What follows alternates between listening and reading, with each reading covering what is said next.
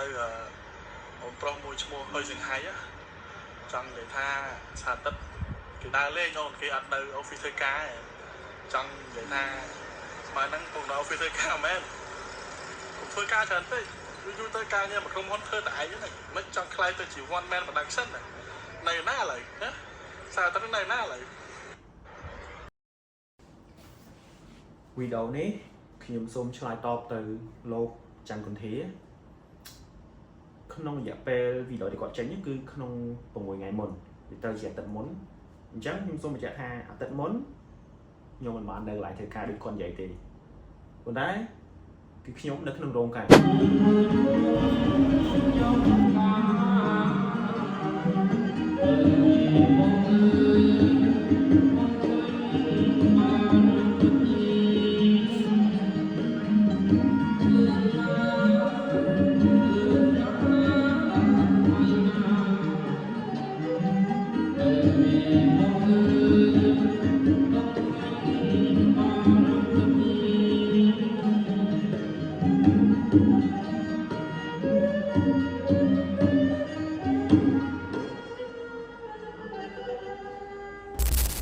ដូចឃើញក្នុងវីដេអូនឹងអញ្ចឹង